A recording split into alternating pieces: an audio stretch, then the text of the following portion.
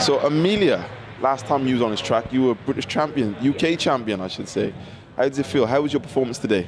It wasn't quite the same, I think, as the British Championships. It's definitely lovely to come back. I mean, the crowds are amazing here. I think definitely being abroad now, coming back, I realise how great the British crowd is. It was amazing to come back, and I've got those memories here with me.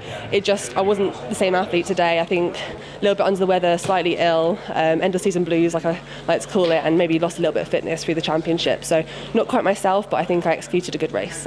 So how's your season been so far?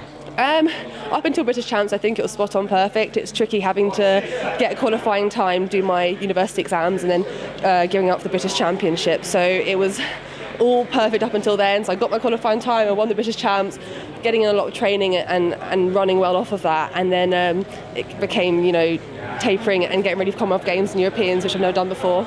And I think I lost a little bit of fitness doing that, and I've learned a lot of lessons in the championships, but now I've come out the other end, I'm not quite feeling myself now. I've learned a lot from it, and that's the main thing, but it's a tough first season for me, but I'm happy to get it done. And even though I've made mistakes and I perhaps wasn't as happy with the rest of my season after British Championships, it's experience, and I would be a fool not to learn from it, so I'm going to learn from it for next year. Oh, fantastic. So what is the plan going forward? What is the aim?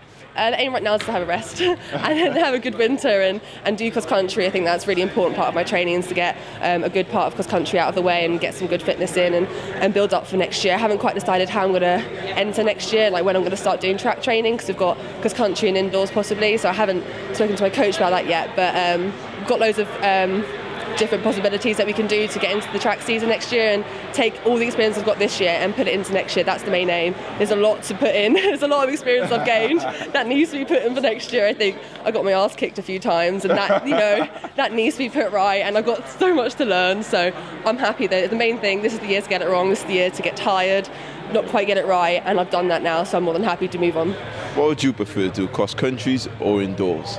I have never done indoors, never ever. So never done indoors? No, I was meant to last year, but I got ill. Yeah. Like at the end of every season I get ill. It's kind of like a tradition now.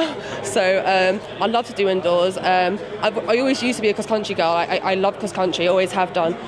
Over the last few years though, I've started to really enjoy kind of feeding quick, and you only get that from the track. You don't get that running on the mud up a hill. So I will always love cross country. I always kind of have that love for it. Ever since I was about 10 years old. But now I like feeling on the track. I like having the crowds out there. I like the buzz of the track, and that's why I want to keep getting back and doing the championships and running around the track now. I think it's kind of in the forefront of my mind now to be a track runner. Do you know what? I wish you all the best, Emily. Thank you so much. Thank you. Cheers.